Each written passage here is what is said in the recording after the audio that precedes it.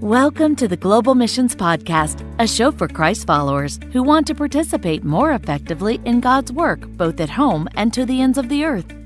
This episode is brought to you by the Global Missions Toolbox, a new collection of trusted resources to help clarify and strengthen your participation in global missions. Visit us online at globalmissionstoolbox.com. And now, here's your host, Rob Magwood, better known to many friends as Mags. Hi, everyone. I am really excited about this episode. Our conversation today is one of our programs to share a bit about how God is at work in particular parts of the world. Earlier this season, for example, we spoke with Bruce about the Central Asia region and how God is building up his kingdom there. Today, we are going to go to Latin America, or the Ibero-American region. We'll explain what that is in a minute. But we have seen the Lord building his kingdom in remarkable ways in this part of the world over the recent decades. We'll be joined by a respected leader from that part of the world, Decio de Carvalho, and he'll tell us about some of the blessings and challenges of service in and from Latin and South America. Just a brief note about the audio in this episode. It was a bit tricky to get Decio's signal up high enough. You'll hear that in a moment, but we've done all we can to get the signal clear and hope that the audio won't get in the way of great content in this conversation. Our guest today is Decio de Carvalho, who was born in Brazil and has served as the Brazilian director of Operation Mobilization. He has served since then in a number of different roles that I'm going to ask him about in a moment, but he and his wife Elba live in Puerto Rico, and in 2009, Decio was appointed to serve as the executive director of Call Me BOM, another organization that I'm going to ask Decio to tell us about just a little bit later. Decio, welcome to the program. Thank you. It's really good to be here and to share with you a little bit about what God has allowed me to experience and then also where I'm serving. It's a joy. Well, this is a gentleman that I have met a number of times together with Decio, especially at Missio Nexus events, and I've appreciated his input. And so as we talk about God's work around the world, he is uniquely qualified. Decio, would you just tell us a little about the roles that you have served in during your missions experience so that we have a sense of how the Lord has brought you along? Sure, yes. I started out very young in Brazil, joining OM as a result of being a volunteer on the doulos on the ship. Served there for 4 years and then returned to Brazil, worked there for 10 years as OM director for Brazil, and then got married in that part of my ministry, had 2 children, and then at that point we left and went to work in Central Asia. After a number of years there, 7 years there, we came to live in Puerto Rico. My wife is from here, and we have raised our children here, have served in the Puerto Rico Mission Network for a number of years, and then from there with Call Me BOM for the past 9 years. And if you would tell us just a little bit about this organization, Call Me BOM. Some of our listeners may have heard of it, but some may be just learning about it for the first time. What is Call Me BOM? Call Me BOM is a regional mission alliance or network formed by about 22 national mission networks in various countries in our region. These mission networks would be similar to Mission Nexus. So there's COMIMEX, for example, in Mexico. There is, I'll say it in Spanish, Red de Misiones Mundiales in Argentina. And then there's a mission association in Brazil. So these various national mission networks come together and form Call Me BOM. But it's been around for 30 years, just a little over 30 years. Started with a congress or just a few years before preparing to organize this major event in 1987 in Sao Paulo, Brazil, and then has been forming and getting organized in various ways over the past 3 decades. Very good. So do you use Spanish as a common language or Portuguese? When you're all together, these 22 elements, what is the common language that you're using? Yeah, we use both, Spanish and Portuguese. Most of all our events and materials, everything we produce is generated in both languages. I see. Okay. Decio, as we talk about the missions movement in your part of the world, we're going to use this term Ibero-America. It's a hyphenated word that some of our listeners may know, but what is Ibero-America? Yes, in our case, it has been used all the way since the beginning in the 80s. It is a term that is used by UN and other international organizations, and it describes a part of Southern Europe, the Iberian Peninsula, Spain, Portugal, plus the Americas. In many cases, it refers to Latin America, to Spanish and Portuguese speaking part of the Americas. But in our case, we actually go a little beyond that. We also include the Hispanics, Latinos in the US and Canada. Mhm. And of course, the Spanish speaking Caribbean is also included in that. So that's Ibero-America for the Call Me BOM context. Well, very helpful to have that Ibero-America view. That's the part of the world that we're talking about. When we think of the missions sending movement, how missionaries especially are being sent from that part of the world, could you give us a brief summary of the last few decades, at least, of how the Lord has been at work? Yes. Well, back in the late 60s, early 70s, churches throughout the region, particularly Latin America, including Central America and Mexico as well, really started becoming passionate about church planting, evangelism, and reaching people, groups, and places within the region and even a little bit beyond that. And a lot of initiatives were started, some mission agencies were formed, a few denominations structured some mission efforts. And so mission started from, mission sending started from within churches, and perhaps as a result of some initiatives from churches starting a few small mission organizations. Like, I can give you a couple of examples. In Brazil, an organization was established called MEVA, and it was established to send missionaries to the Amazon region. Similar thing happened in Peru with a small mission organization being founded by pastors there to send people to the tribal groups and the remoter areas of the country. So this mission initiative started, and then of course opportunities to send people to Bolivia, to from Brazil to Peru, from Peru to Colombia and other countries, and so some mission movement is happening. And eventually, there was so much happening, and pastors and leaders began to realize, hey, there's things happening all over the region. We should begin to pray and talk about how do we continue to mobilize and expand this mission movement. So, in many ways, it's a movement that started as churches responded to opportunities, and it grew from there to be the movement that it is today. We in the West sometimes think that we need to send missionaries out to all the world, and certainly we should participate in that.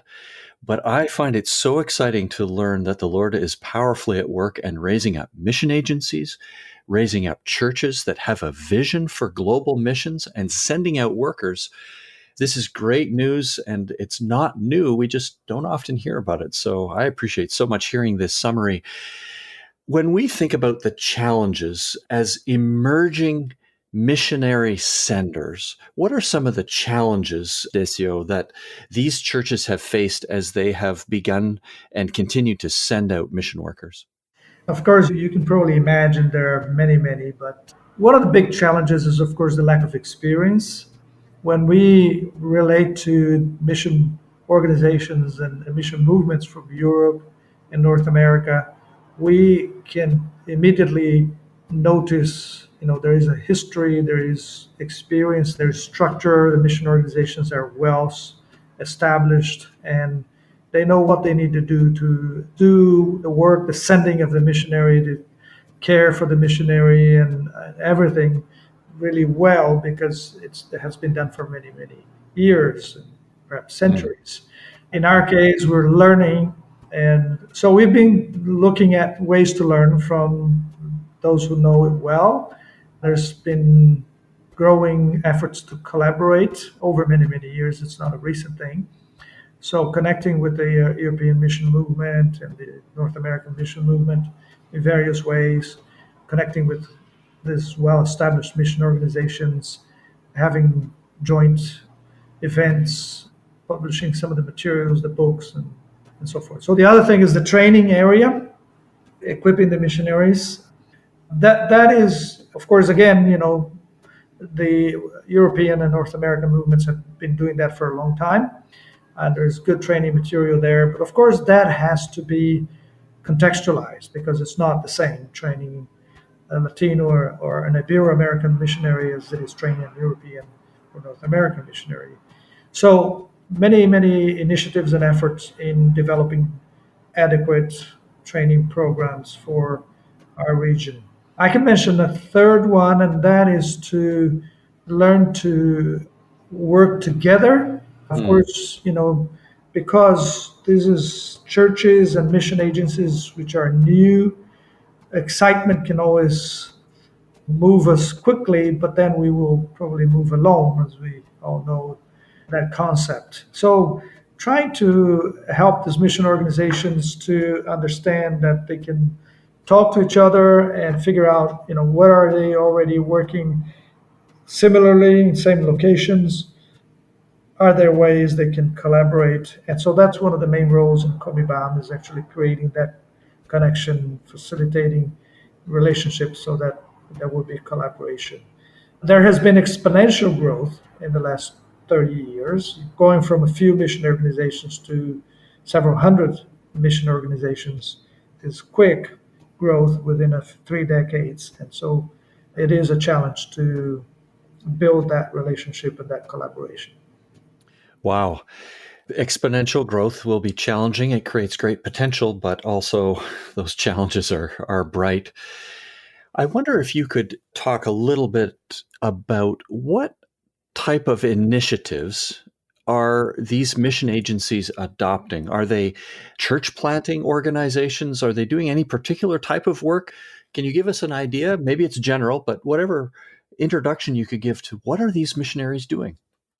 The majority of the missionaries, as far as we know, of course, there's such a variety and so many Of course. now that it's difficult to gain a very clear perspective. But as far as we know, and according to the conversations we have and research that we do, the majority of them are doing church planting, of course, in various ways, but working in teams, doing outreach, trying to share the gospel with people in many ways, always aiming at seeing churches established. In general, there's significant development initiatives in countries where that is required or needed, parts of Africa, Asia, Southeast Asia, the Middle East, North Africa, many initiatives to assist with women ministries, children's ministries, youth ministries, and various initiatives to help develop the communities. More recently, there's been initiatives in the business as mission. Perhaps in the last 5 to 10 years, many organizations have been seeking to implement projects that use business as a way to do missions. Usually smaller initiatives, not large businesses or mid-sized businesses as happens in other contexts. Most of those from our region would be doing smaller businesses such as a small cafe or restaurant, that kind of initiative. More recently, we've been talking about teaching Spanish as a second language. As you know, teaching English as a second language has been an opportunity for English speaking, or those coming from European or North American or Western mission contexts for a long time. We have realized and we've carried out some research and some work on opportunities to teach Spanish as a second language, and those have been growing as a mission opportunity from our region. Well, I appreciate so much hearing this list. And with the exception of teaching Spanish as a second language, many of our listeners will see that there's real continuity, similar ways that these, in this case, Spanish or Portuguese speaking mission workers are going out and seeking to engage unreached peoples. Teaching English, of course, very popular. Teaching Spanish seems very natural for those places where that would be attractive. But these workers are not engaged in something that's radically different than what we have been and are seeking to do from our more classical or established sending countries. It's really healthy to know that, to understand that. Decio, as you talk about these things that are similar, I know you know about some collaborative initiatives, and I wonder whether you could share some happy stories of where collaboration between Ibero-American mission entities or agencies and other agencies have happened. Give us some encouragement about helpful collaboration. Okay, two stories or two situations come to mind immediately.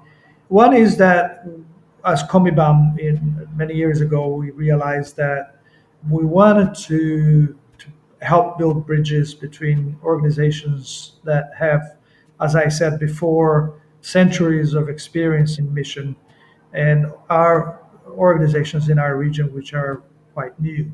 So we created this initiative to actually facilitate that. We communicated with various mission organizations and so began to generate contacts and relationships, connections. One particular organization that serves in Asia, has a long history of serving there, had already actually been seeing some interest from people in our region and churches in our region, but they had no structure to mobilize and recruit. And so we said, okay, we can help facilitate that. So they came to some of our events, and at those events connected with a few organizations. They asked for recommendations. We recommended a few organizations they could partner with. And they have been building those relationships for a few years now, and they're now actually recruiting. They have placed some mobilizers and recruiters in the region. They're now recruiting. They have materials now in Spanish, Portuguese, going to events. They're sharing about the work that they have been doing, they're doing, and ideas and opportunities for the future. They're recruiting. So that is one way, and that has been replicated a few times. Mm-hmm. Another story is a more natural story of missionaries being sent by a particular denomination through their own mission department of their church, their denomination, and arriving at a particular location with plans that they had prepared to serve there and work there.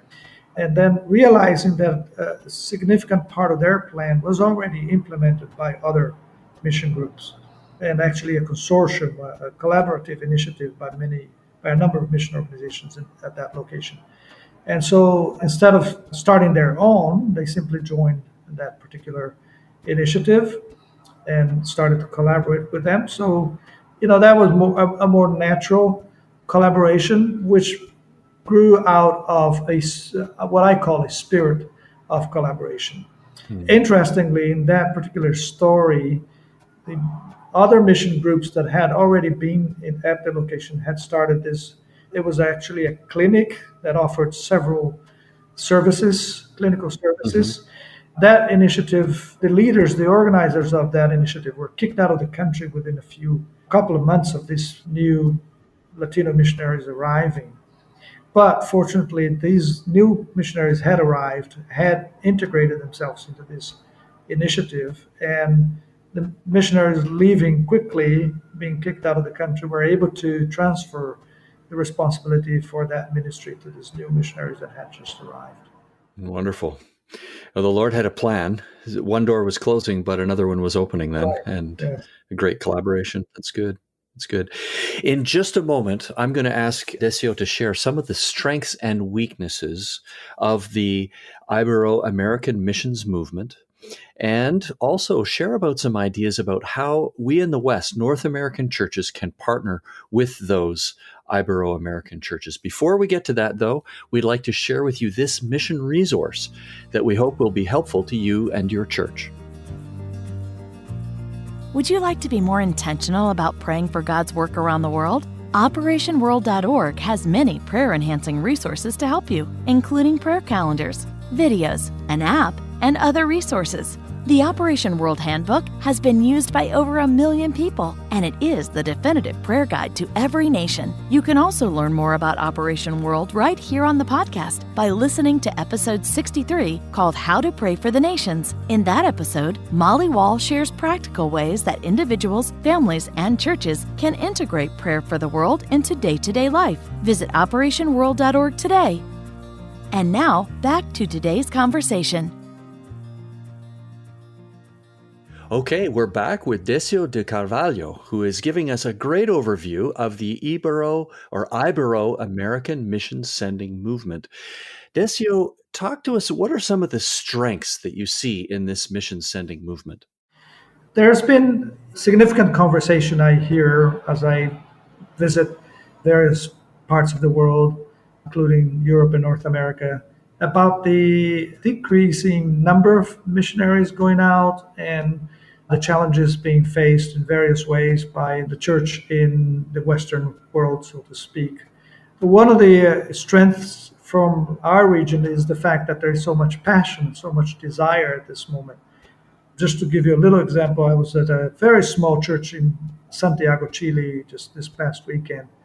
They are so passionate, they pray passionately, they're giving most of their money to support missionaries. They want to send more. They're praying for more people to go out.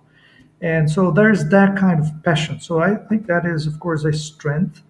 The other aspect of that is the fact that many of the people in our contexts come from contexts that are similar to those in regions where they're going to work in terms of the economical perspectives, the family relationships, even some of the cultural trends and traditions. So that is also part of one of the things that we see as a strength. Then, of course, there's also one of the things we consider a huge strength is the fact that a lot of it is based on churches. And, churches are involved all the way, particularly in terms of seeing their people as their own missionary. Instead of people raising funds and raising a sending base that is really broad, as it has been tradition in the Western mission movement. Many of these missionaries are sent out by one church with support and help from others, but their own church tends to take a big responsibility. Of course, when that fails, that can be a weakness and a challenge, but the fact that their home church wants to be the major supporter behind sending someone is a big help. Mm-hmm. I think that's one of the things that is a bit distinctive about this part of the world right now, the enthusiasm, the passion, you called it, for sending is brighter, relatively speaking, at the moment in that part of the world. Well, you combined a little bit of a strength there with the vision of home sending churches with maybe a potential weakness if a lot of the support, financial and otherwise, comes from a single congregation. Maybe that can create a problem if it doesn't work out. Are there any other things that you've noted that put this movement at risk? Sure, yes. One of the huge challenges is instability in the countries. We can, of course, talk about Venezuela currently, and Venezuela has been a strong mission sending country. A similar thing happened in Argentina about maybe 5-6 years ago. So political instability, which generates economic instability as well, has been a challenge. But of course, those are not things that we can control. And I'm sure Europe and other parts of the world have faced similar periods in their church history and their political history. So, those have been similar. Another one that we have identified is because Latinos are very relationship based, there are two challenges that happen typically for missionaries, Latino missionaries. One is to actually be able to build deeper relationships with people from the other cultures, and particularly the local culture. We've done research and we've actually identified that as a weakness. Related to that is the challenge of learning the local language. And of course, one of the bigger challenges is that they have to learn 2 languages, perhaps 3 languages in the process. If they only know Spanish or Portuguese, typically to learn the language in a certain country, in in the Middle East or in Africa or in Asia somewhere, they will probably have to learn English to a certain level where so that they can, when they go to this language learning process at the field, then they will be able to actually understand what they're being taught. So the difficulty has been that many have not been able to learn the local language well. We have also identified that as a challenge. And of course, we've already mentioned the challenge of the fact that a local church could be good, sound sending church for some time, but then if that fails for any reason, sometimes church leadership reasons, sometimes economic reasons, then typically that missionary sees a chunk of his support disappear, and then being able to raise to cover that can be a challenge. Sure. Well, it's helpful for us to see some of the blessings and challenges that you're facing from that part of the world. And I hope that this stimulates some creativity on the part of our listeners too, to wonder how can we from North America share enjoying the blessings and maybe helping with some of the challenges. Decio, would you share with us some of the ways you see that North American churches could partner with Ibero-American churches as we go about global missions?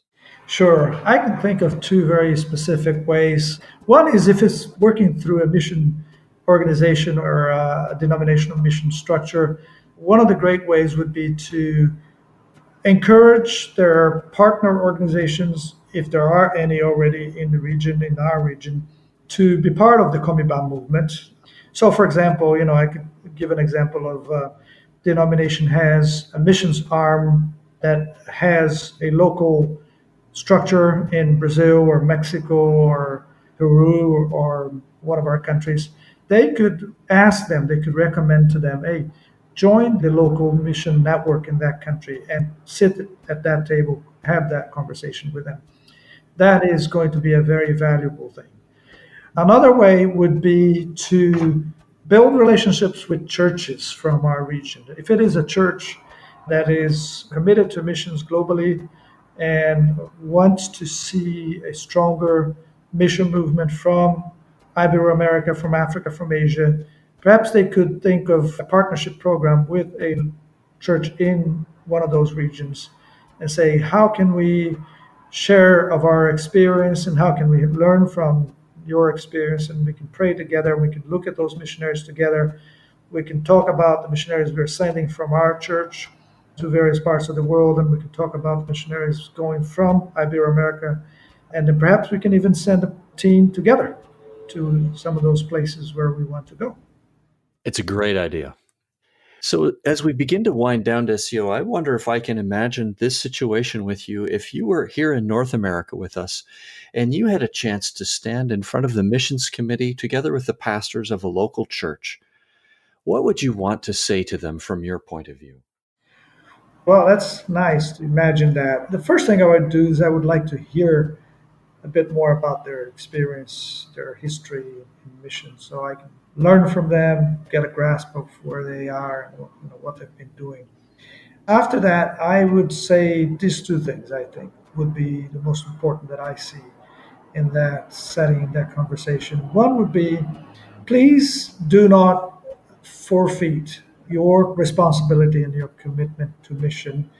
As I observe and hear the church movement, the mission movement in North America these days, I hear a lot of conversation about we are not able to send, there aren't people responding, people are not wanting to go, so maybe we can just send the money. And I would say definitely not. I think God is still calling many North Americans and Western missionaries to the world, and I see a young generation of people in the churches in North America wanting to radically work for Christ, for God, in many ways around the world in His mission. Amen. That would be number one. Second would be, as you do send, whether you send directly from your church or through a denominational mission structure or a mission organization, do equip and tell those missionaries you're sending, hey, God is now or has been for a long time, but particularly now, creating this huge mission community from all over the world, both Asians, Africans, Latinos, Europeans, Eastern Europeans. If imagine that. We think about perhaps we're still in the mentality that the Eastern European church is poor and limited, yet God is raising so many from Eastern Europe these days to serve in Yes. the mission. Yes. So let's join and let's go to the field with this collaboration on our hearts, this desire to collaborate on our hearts. But that starts at the local church, that starts with the pastors and leaders locally creating this spirit of it's not all about just us and our mission movement. There is a broader church and a broader mission movement there. Mm-hmm. Well spoken. Now, if any of our listeners would like to learn more about this, they'd like to think along these lines and the Ibero-American sending movement, are there any resources or reading that you would recommend, Decio? I can mention a couple of resources. Of course, they could go to our website, which is www.callmebom.org. Our regular listeners know that we produced show notes, including for this episode. And so any resources that Decio mentions will be available in the show notes, including the links, callmebom.org there. We'll include that in the notes. They could write to us. Of course, our website is in Spanish and Portuguese. But of course, these days you can have an online translator translate for you live on a website. But they can write to Very us, good. an email address you can write to. You can write to us in English and we'll be able to read that and respond to you. But there's also another website where there's a lot of historic resources about Call Me BOM, and that is called recursosmisioneros.com. Translation of that is missionresources.com. It is a Call Me BOM historic archive, and it's got some free books and PDFs and documents that you can read and research. Very good. We'll include that link in the show notes as well. And actually, Decio, you already answered my last question. If our listeners would like to contact you, how can they do that? And that is through the callmebom.org website. You can reach out, and there are some of our dear sisters and brothers there who can manage at least that preliminary English and get it to someone else who can interact in English. We're grateful for that. Not as many Spanish or Portuguese speaking folks, at least up here in Canada, Decio. We do have a few. Yes. We're praying for them and wanting to see how we can assist and help them as they mobilize into mission as well. Sure. Well, I want to thank you for spending this time with us today to help us understand a little bit more of how God is at work in this part of the world.